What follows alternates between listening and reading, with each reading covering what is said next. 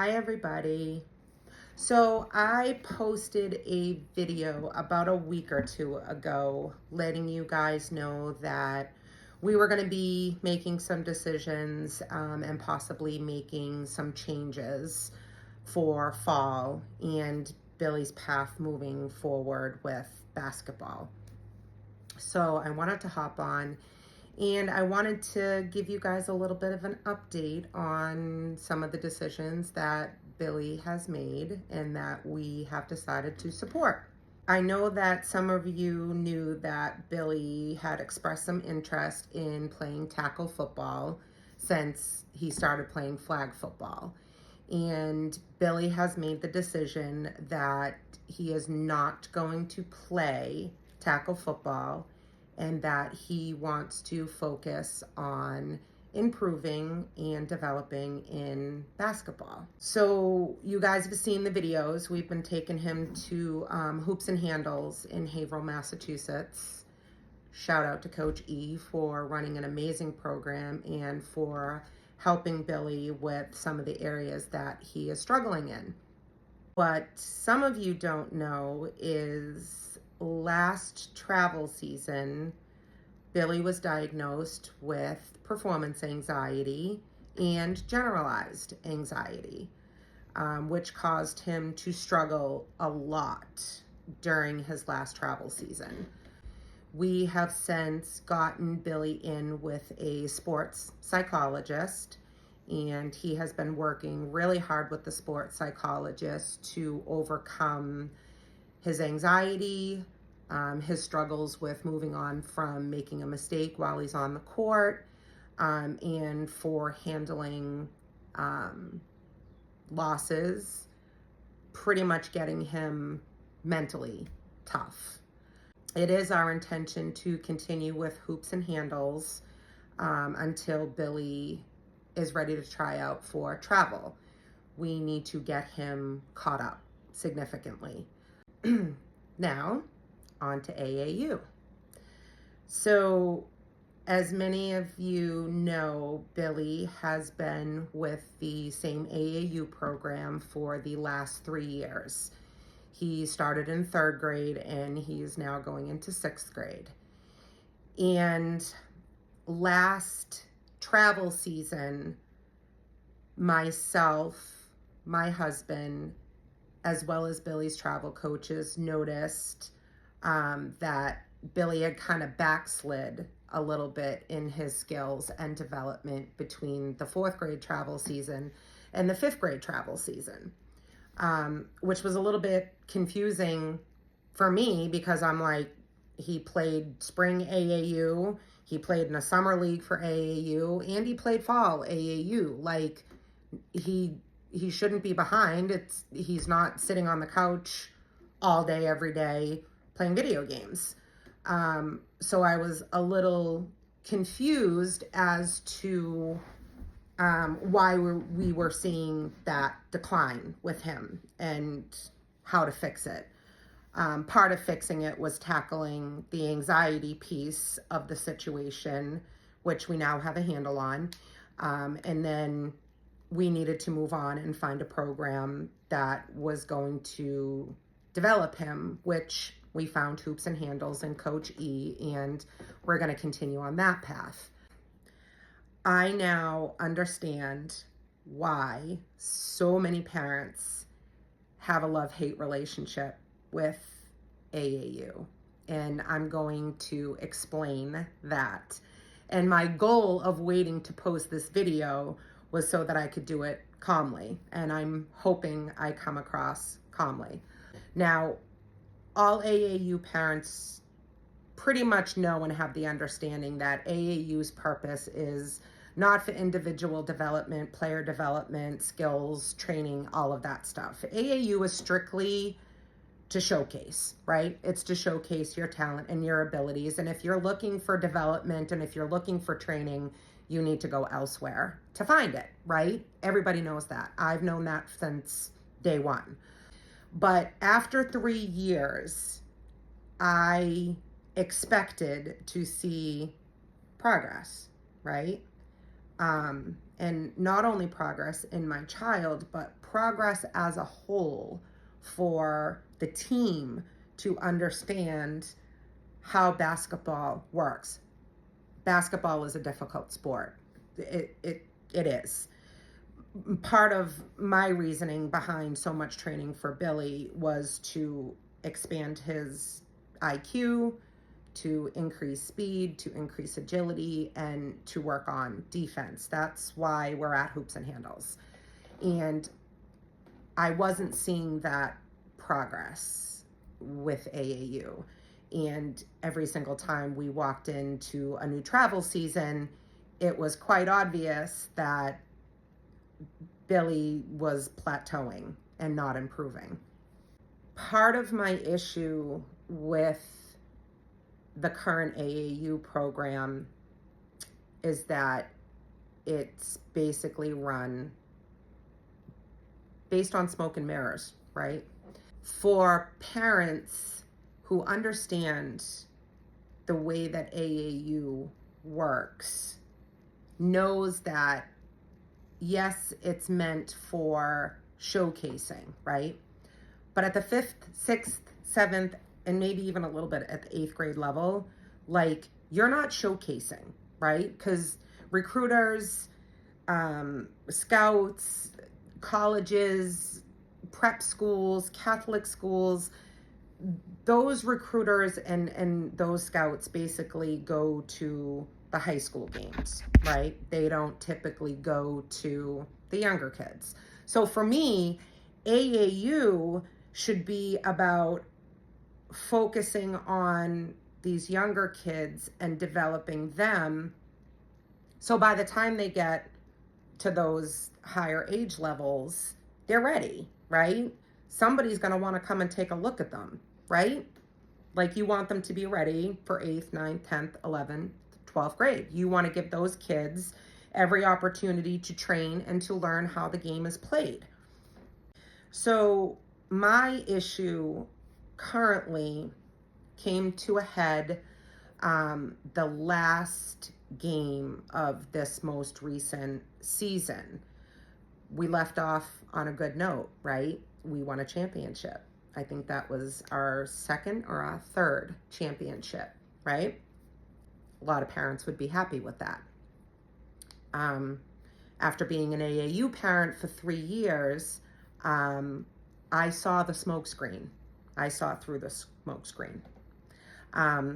You cannot tell me that I should be happy and thrilled about my son and his team winning 2 or 3 championships a season without looking at and recognizing what was actually done to get them there. Now, we pay a fortune for AAU, right? And if you play 2 to 3 seasons, you're paying a ton of money. And for a lot of parents, a reflection of success is based on how many t-shirts and how many trophies your child came home with during that AAU season, right? But for a parent like me, who's been in AAU for 3 years, knows that, well, yeah, we won 2 or 3 championships, and yeah, my son got a couple of t-shirts, but where did we compete, right? So if you want me to be thrilled and happy and proud that my son and his AAU team won 2 to 3 championships in the lowest possible AAU division and then moved to New Hampshire to do it, that's not something I'm going to be proud of. I can see why some parents would be, some parents who don't understand the difference, but I understand the difference. I saw what was done this previous season. And after 3 years and thousands of dollars that I have spent for my child to play AAU, in 3 years, if my child is still competing in the lowest possible division, then I want no part of it. I guess my issue is, where is the development, right? The other issue that I have with AAU is coaching. It's hard to find a good coach, right? Not all coaches are going to be like Billy's travel coach, Coach Jay. Shout out to you. Your basketball knowledge is by far the best I've ever seen. You drive me crazy. We drive each other crazy, but I respect you. And I respect you even more after light dawning on my head on what Billy is actually lacking in AAU. So Billy's travel coach the last season, Coach Jay, has drilled Billy not to play hero ball. Hero ball is not going to make you successful in basketball. It's not going to make you successful in development. So he drilled it into Billy last season not to play hero ball. And I actually learned from Coach Jay and the assistant coaches what hero ball actually is. Because me not knowing enough about basketball, I couldn't identify hero ball at all. And I had no idea that that's what Billy was doing, right?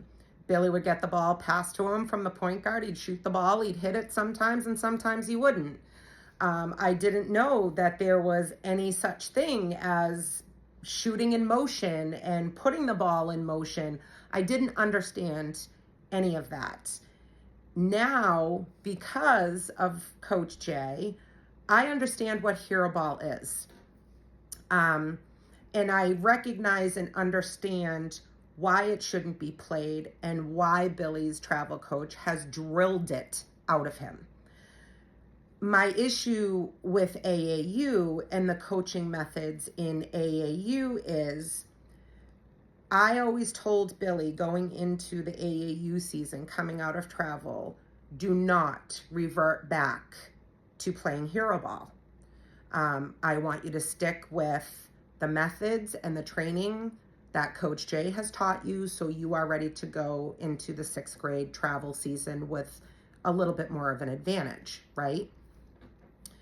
Every parent wants their child to have the advantage, right? So for Billy to be out on the court with 3 or 4 other players that have the hero ball mentality, and it not be corrected and it not be coached out of them, put my child at a severe disadvantage. And I'm going to tell you why.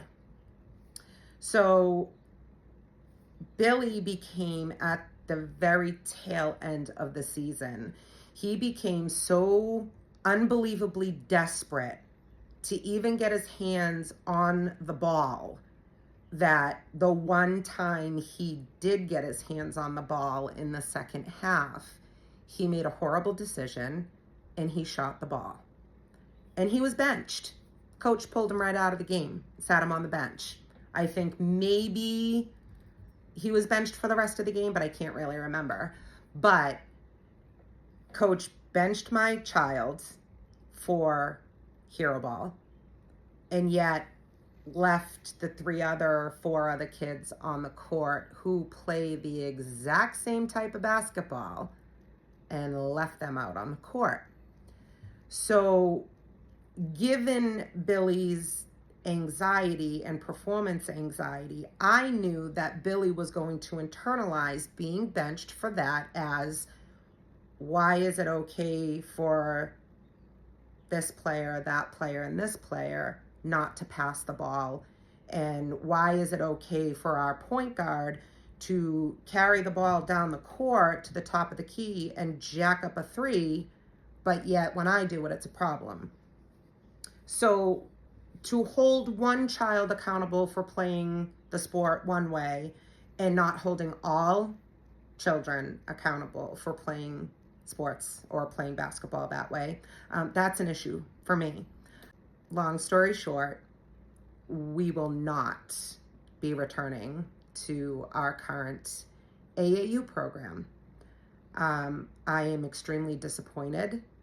I feel after 3 years, the fact that my son is still competing in the lowest possible division is a joke. Um, you can keep your t-shirts. I would much rather see my son go up against dogs and get beat and learn how to play tough basketball than to drop down a division, go to a smaller state just for the sake of slapping a t-shirt on their backs. That might be what other parents want, but that's not what this parent wants. I have always taught Billy, nobody is going to hand you anything. Nobody is going to hand you a trophy for showing up. And those 2 to 3 championships that we won this past season, we won a trophy and we won a t-shirt because we showed up. Parents really need to be aware, and parents really need to look at and pay attention to how that championship was acquired, right? Yeah, it looks great, right? You get your picture taken with a banner, you got your little zero gravity t-shirt, and you got a trophy, and we can post it on Twitter. But where were we? Like, can you name me one team that we competed against that could actually handle the basketball? Because when you drop them down a division and they're all playing hero ball, the second you tried to move them up a division to play real basketball, they were lucky if they went 1-2 or 0-3. So if you have a team after 3 years, or if you have a coach after 3 seasons who cannot even bring their team up to the next level and be successful, then that shows lack of player development, and that shows lack of commitment on behalf of the director and on behalf of the coaches. I do not ever want Billy to think that it's acceptable to play hero ball. However, I also do not want my child so desperate to get his hands on the ball or have the ball passed that he's making horrible decisions because he's just so desperate to prove himself worthy, and proving that he doesn't deserve to be benched. The favoritism was above and beyond anything that I'm willing to tolerate any longer. So if any of you have any AAU programs that you can recommend, we are not opposed to joining another gym. However, it is in the forethought of my brain to have Billy wait until 8th grade, 9th grade to get back into AAU, unless we find a director, a gym, a program, a coach that is focused on player development at 5th, 6th, 7th, and 8th grade. Don't be fooled by AAU. The most expensive programs are not the best programs. AAU has become nothing but a money train, and at this point, I feel like I have been robbed.